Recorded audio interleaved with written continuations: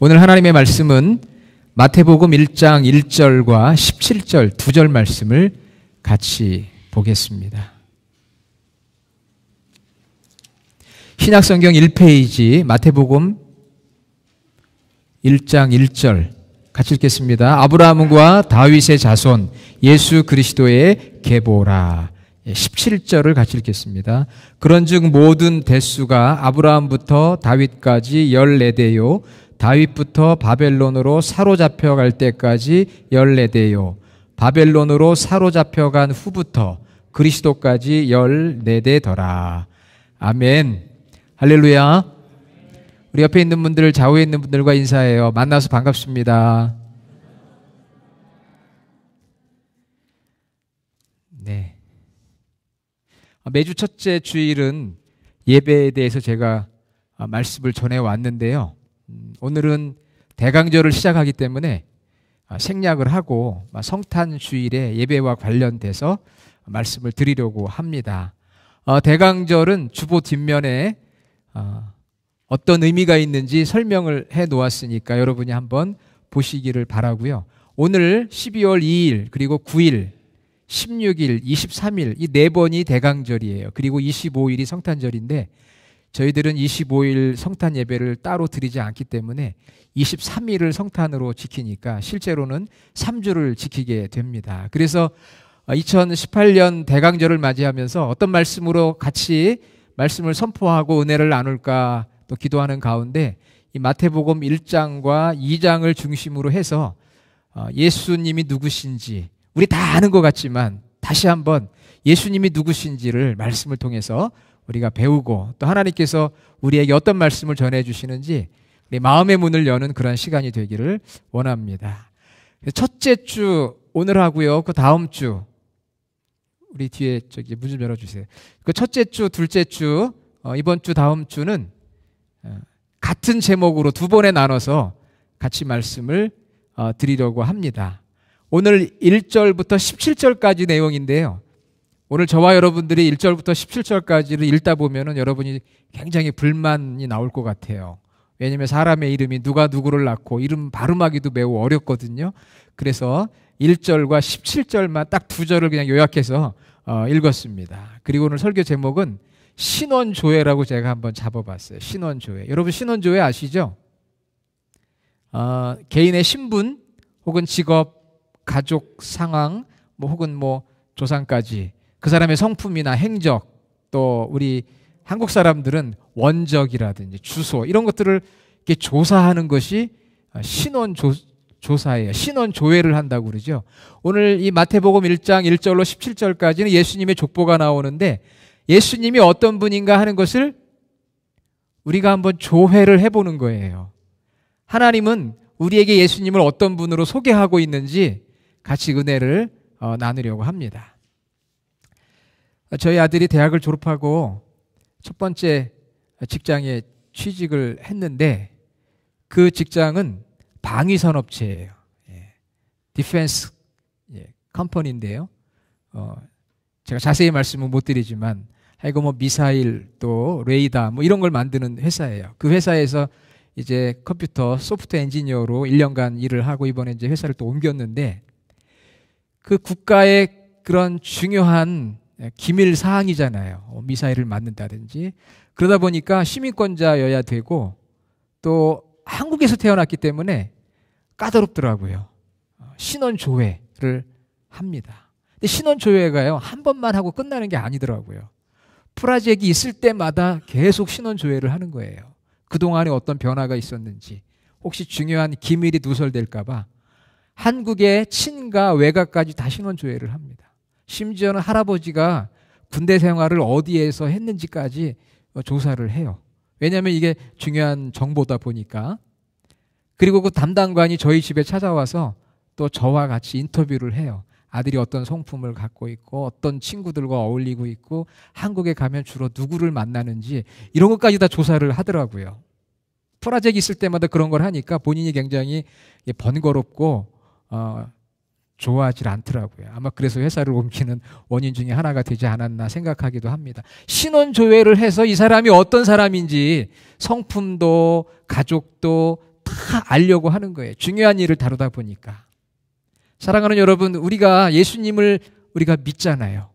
그분이 우리의 구원자이시고 주인이시라고 구주라고 고백을 하고 한평생을 예수님을 따르는 그리스도인으로 저희가 살아갑니다.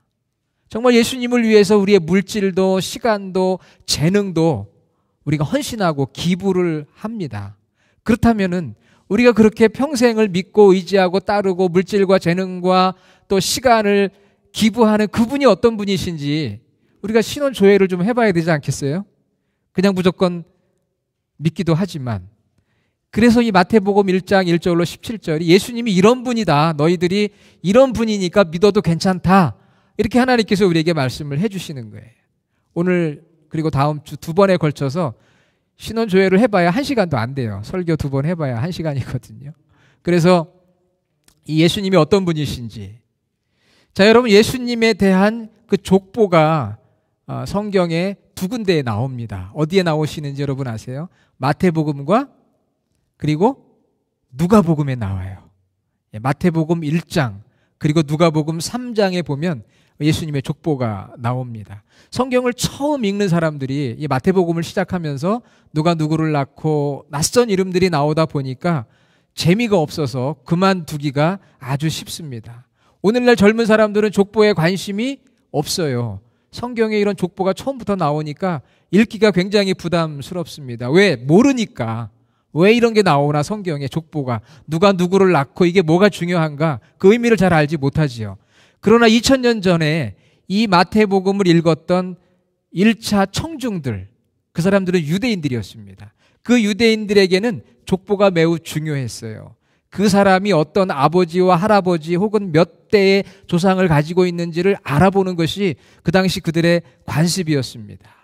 그리고 그들은 이 성경을 보면서 예수님의 족보가 친숙하고 굉장히 흥미롭고 또 놀랍기도 했어요. 그러니까 이 족보를 읽을 때 처음에 퍼스트 어디언스들은, 청중들은 이게 굉장히 흥미로운 거예요.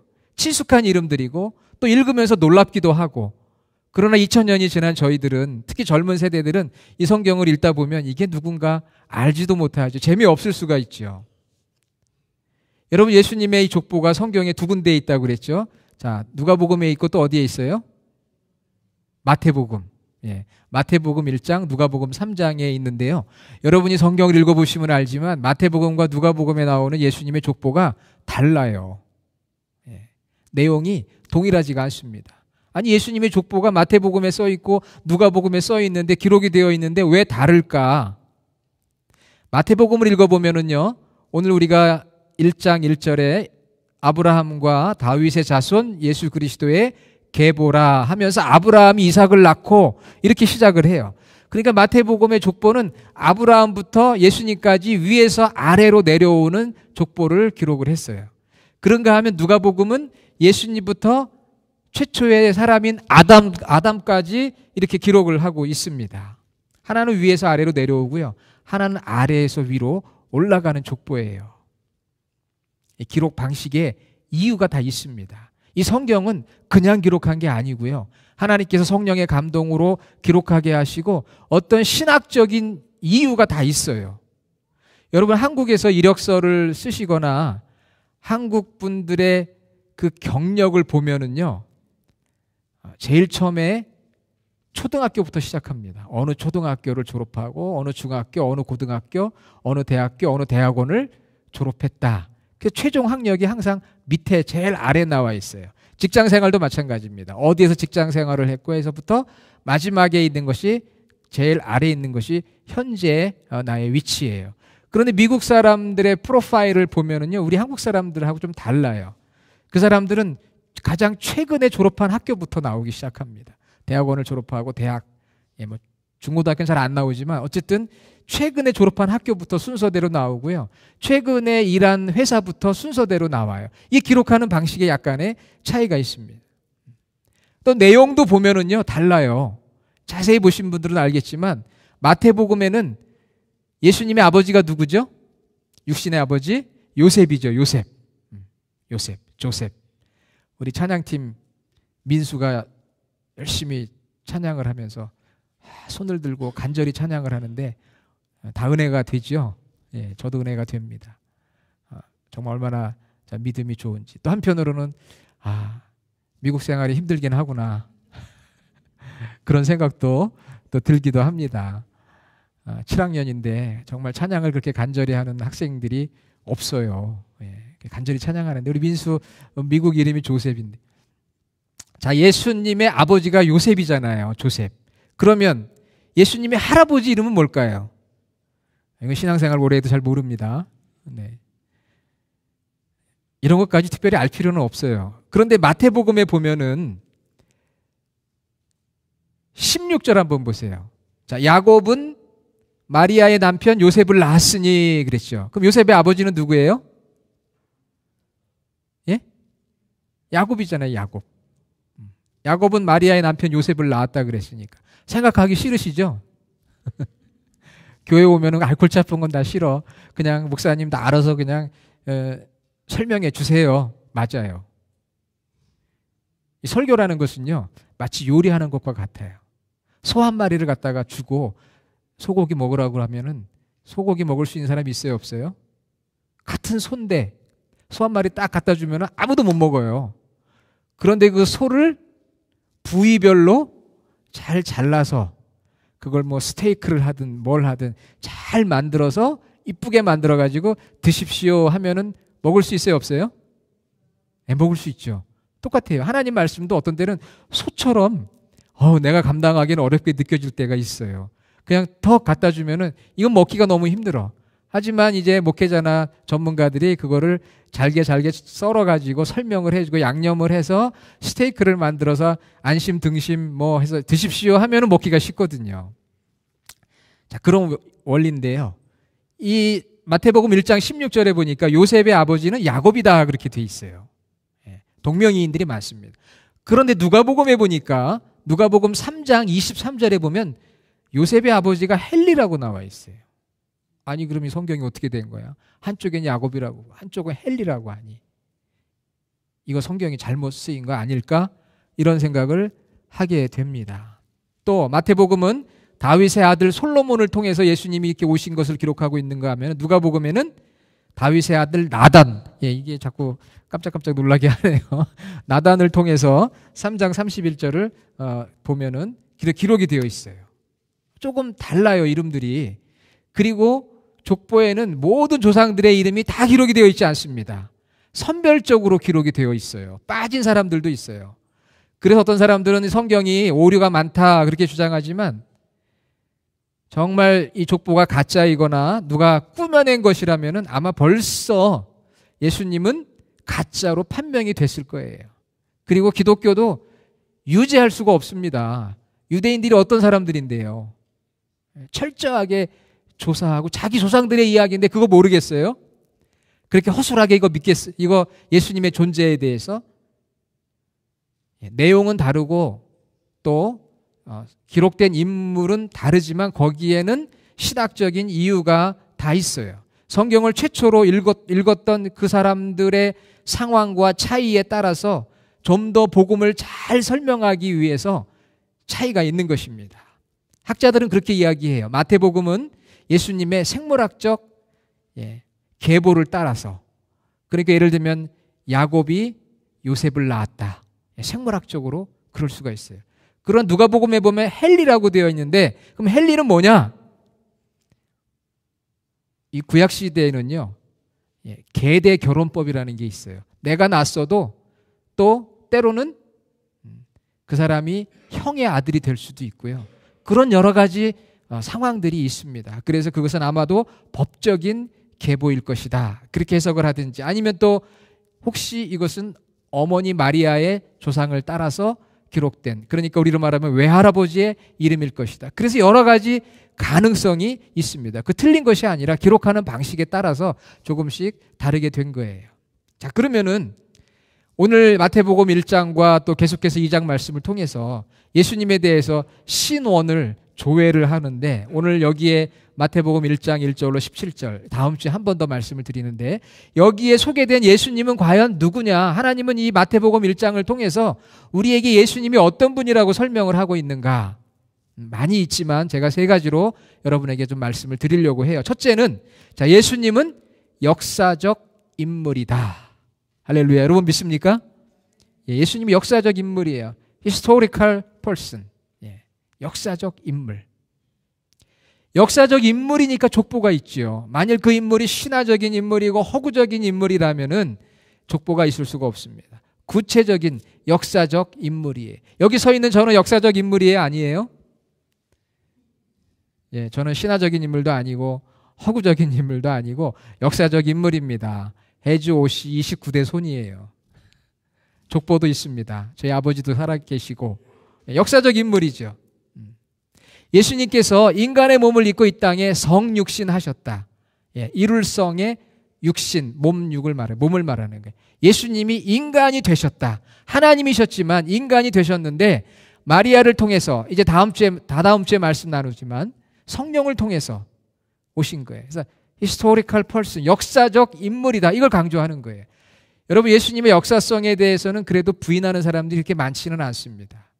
학문적으로도 연구해 보면 예수라고 하는 인물은 역사적으로 존재했다라는 것에 대해서 거의 많은 사람들이 동의를 해요. 이 성경은 예수님은 이런 족보를 가지고 조상을 가지고 있는 역사적 인물, 우리가 믿는 예수님은 역사적 인물이에요. 그냥 허구가 아니에요. 꾸며낸 존재가 아닙니다. 2000년 전에 유대 땅에 태어나셨고 사셨던 역사적 인물, 그분이 우리의 신앙의 대상이 되는 것이죠. 그래서 역사적 인물이라는 게 굉장히 중요해요. historical person이라는 것이요. 두 번째는요, 예수님은 한번 따라해 볼까요? 약속의 성취자이시다. 좀 크게 한번 하면 좋을 것 같습니다. 예수님은 약속의 성취자이시다. 구약, 신약 이렇게 있잖아요. 구약의 메시아가 탄생할 것을 예언했어요. 그 예언이 예수님을 통해서 성취가 됐습니다. 구약과 신약이 연결이 되어 있어요. 하나님의 계시가 끊어진 것이 아니고 컨티뉴 된 거, 연결되어 있는 것이고요. 하나님의 약속하신 것을 신실하게 이루어 가시는 분임을 우리에게 말씀을 해 주셨어요. 그래서 중요한 것은요, 구약의 말씀이 예수님을 통해서 성취됐다는 것이 중요하지만 더 중요한 것은 예수님께서 약속하신 것을 또한 예수님께서 어떻게 하신다? 성취하신다는 거예요. 구약의 말씀이 약속됐는데 성취된 것처럼 예수님께서 약속하신 것이 때가 되면 또한 이루어진다. 할렐루야. 그런 하나님의 신실함을 믿는 거예요. 자, 창세기 22장 17절로 18절에 보면 모리아산에서 아브라함이 이삭을 제물로 바친 다음에 하나님께서 이렇게 이야기했어요. 3장 18절, 내 씨로 말미암아. 여기서 말하는 씨는 후손을 말하는데요, 복수가 아니고 단수예요. 특정한 한 자손, 그게 누구예요? 바로 예수님이죠.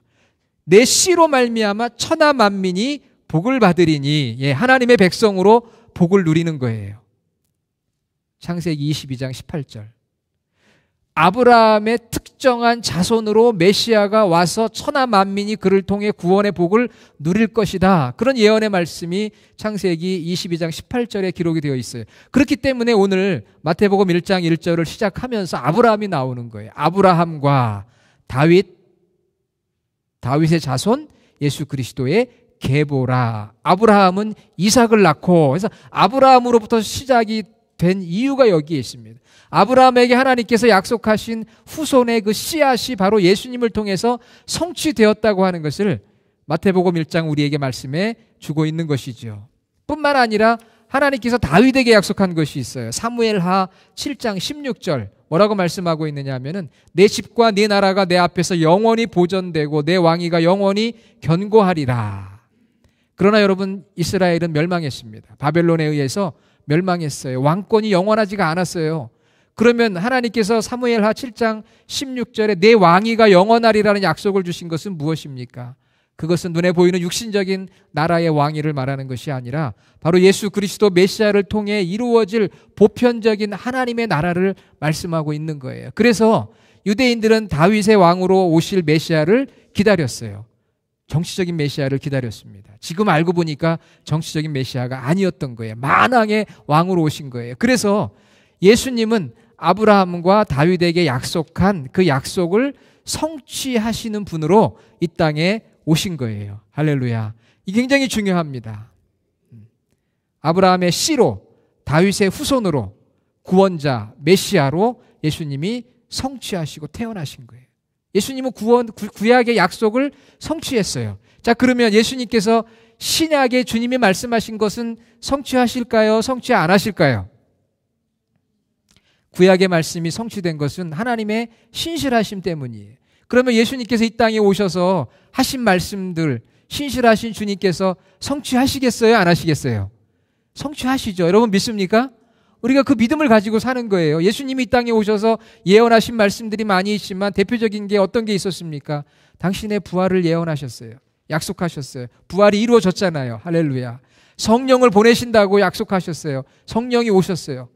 교회를 세우시겠다고 약속하셨어요. 교회가 이루어졌어요. 성취됐습니다. 그런데 가장 중요한 거 하나 남은 게 뭐라고 했죠? 예수님의 재림. 우리 주님의 교회 성도님들은 제가 물으면 바로바로 대답을 해야 될 줄로 믿습니다. 하나 남은 가장 중요한 예언은 어떤 예언이라고요? 재림. Second coming. 예수님이 2000년 전에 오신 것은 초림이라고 해요. 한문으로. 영어로는 first coming. Second coming이 남았어요. 재림. 내가 다시 오겠다.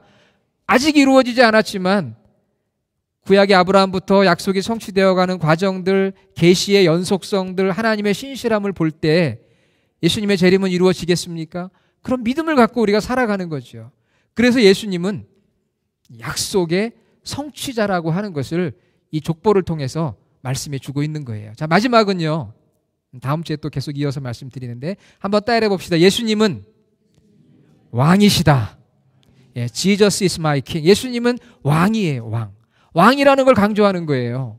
물론 거기서 말하는 왕은 정치적 왕이 아니라 만왕의 왕 대신 만국 열방의 왕을 말하는 것인데 유대인들은 자기들만의 왕이라고 생각을 하고 기다렸어요. 자기들만의 왕이라면 그게 무슨 복음이겠어요. 온 인류를 위한 열방의 왕으로 오시기 때문에 그것이 복음인 거지요. 자, 예수님이 왕이라는 것을 이 족보는 강조하고 있습니다. 그래서 다윗의 왕위를 이어갈 인물로 오신다고 하는 것이 1장 1절에 다윗의 자손 예수 그리스도의 계보라. 자, 6절 한번 보겠습니다. 6절. 자, 6절 한번 읽어볼게요. 이새는 누구를 낳았고요? 다윗 왕을 낳았다고 그랬어요. 그냥 다윗을 낳은 게 아니에요. 다윗 왕을 낳았다. 킹 데이빗. 다윗 왕을 강조하고 있어요. 왜 왕을 강조하느냐? 왕의 후손으로 오실 분이 왕위를 이어갈, 그 왕위는 유대의 왕위가 아니라 이 땅을 지배하는 통치자 예수님을 말하는 거예요. 왕으로 오셨다고 하는 것을 말씀하고 있어요. 그래서 다윗 왕으로부터 이어지는 인물들 중에 남유다의 왕들의 이름이 기록이 되어 있습니다. 왕들의 이름이 기록이 되어 있는 거예요. 그리고 예수님이 태어났을 때 앞으로 이제 3주차의 말씀을 드리겠지만 4주차의 말씀을 드리겠지만 동방 박사들이 찾아와서 누구를 찾았습니까? 마태복음 2장 2절에 유대인의 왕으로 나신 이가 어디 있느냐. 또 예수님의 제자들과 많은 무리들이 계속해서 예수님을 왕으로 세우려고 했었어요. 뿐만 아니라 여러분 예수님이 십자가에 죽으실 때 예수님의 죄명이 무엇이었습니까? 예수님의 죄명.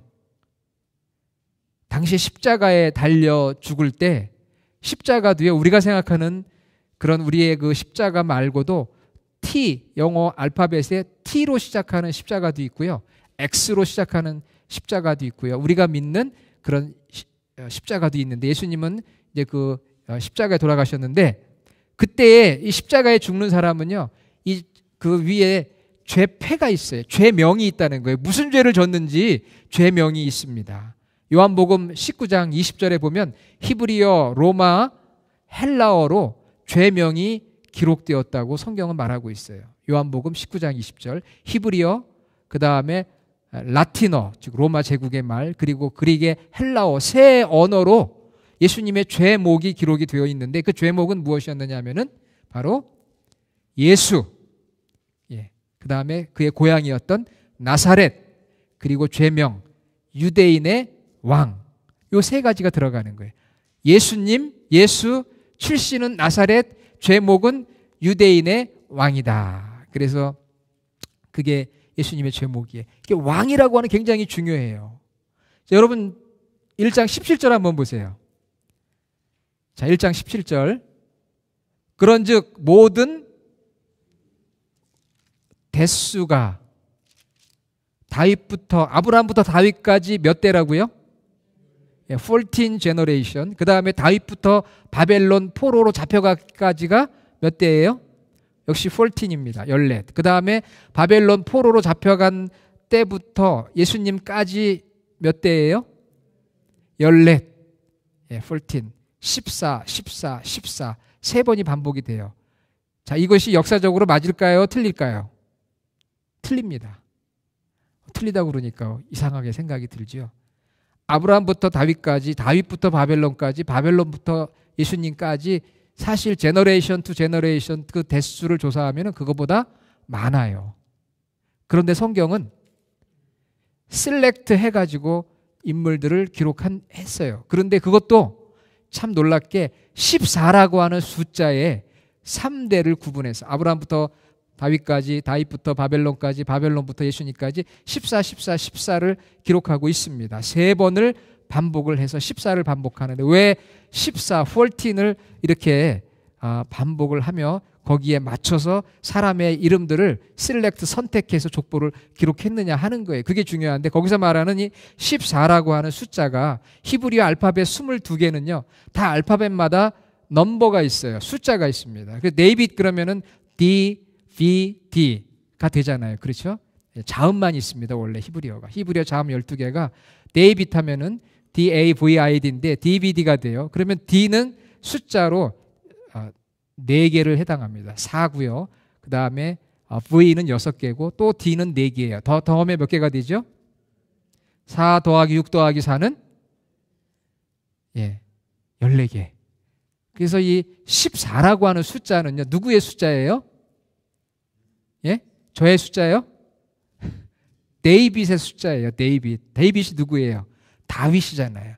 그러니까 유대인들에게 14라고 하는 것은 누구를 생각하는 거예요? 다윗을 생각하는 거예요. 다윗. 왜 다윗을 생각하게 했을까요? 다윗 왕의 후손으로 와서 유대를 다스려야 될 왕으로 오실 분이 메시아이기 때문에 14대, 14대, 14대 예수님이 왕으로 오실 것을 강조하고 있는 거예요.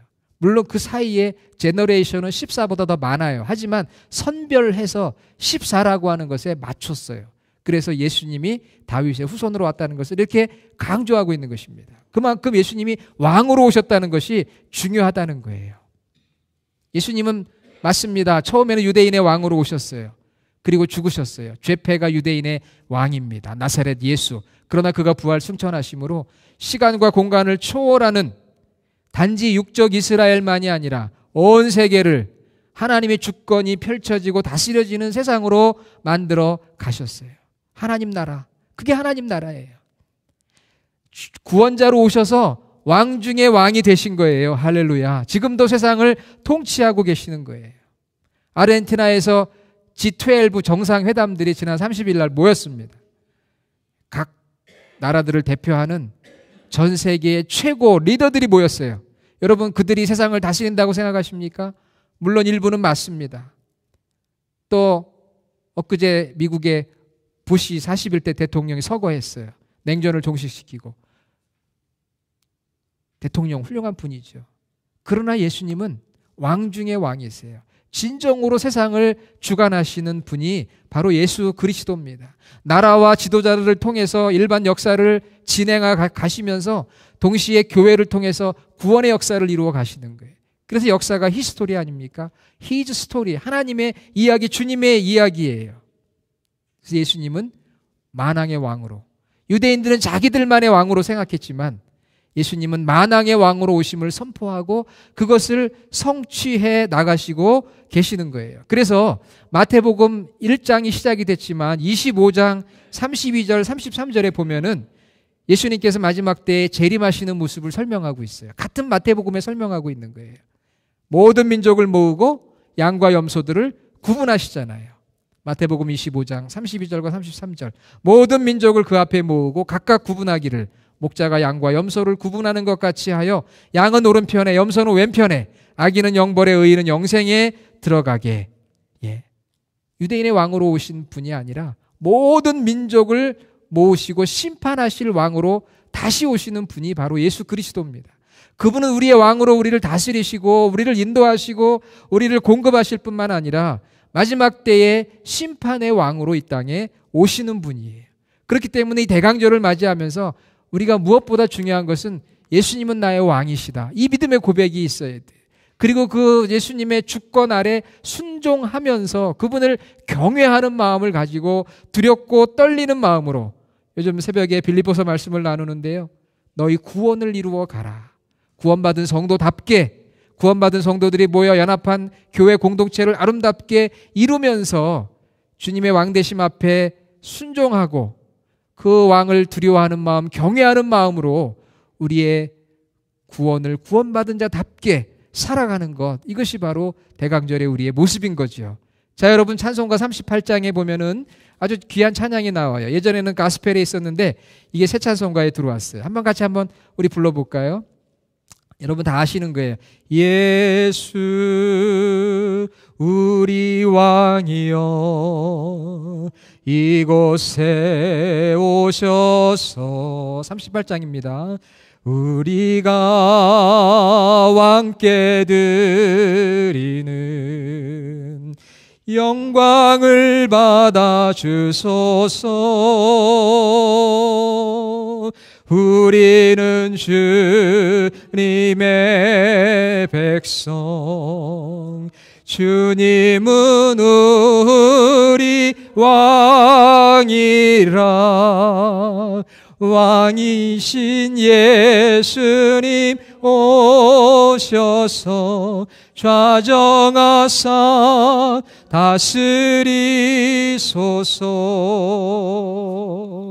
여러분이 대강절 주간에 나의 왕이신 주님 정말 제 안에 오셔서 저를 다스려 주시옵소서.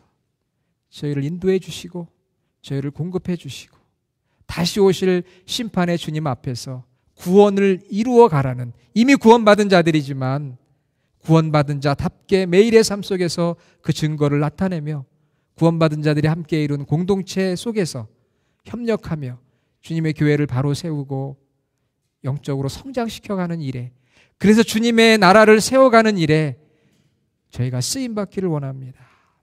저는 연약하고 죄 많습니다. 겸손히 성령 의지합니다. 그렇게 우리 예수님을 나의 왕으로 고백하고 순복하는 그러한 대강절이 되기를 원합니다.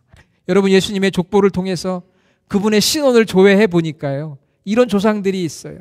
그분은 역사적인 인물이에요. 약속을 성취했고 성취해 가시는 분이에요.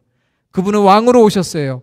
유대인의 왕으로 오셨지만 유대 민족을 뛰어넘어서 킹 오브 킹스, 왕, 만왕의 왕으로 지금도 세상을 다스리시고 다시 오실 주님, 그분을 내 안에 모시고 왕 앞에 순복하며 살아갈 수 있는 저와 여러분 모두가 되기를 주의 이름으로 축원합니다. 아멘. 하나님 아버지 감사합니다. 대강절을 맞이하면서 예수님이 어떤 분이신지 족보를 통해 말씀의 은혜를 나누었습니다. 이 가운데 담겨진 신학적이고 놀라운 말씀을 깨달아 알게 하여 주시고 우리가 믿는 예수님을 더 정확하게 알고 우리 주님이 우리에게 원하시는 것이 무엇인지를 깨달아 왕 대신 주님 앞에 순복하는 주의 백성들로 주님의 다스림 앞에 온전히 순종하는 저희들의 삶이 되도록 이 대강절 역사하여 주시고 인도하여 주시옵소서. 우리의 삶을 다스려 주시옵소서. 우리의 삶을 인도해 주시고 공급해 주시고 우리의 삶 가운데 축복하여 주시옵소서. 예수님의 이름으로 기도드립니다. 아멘.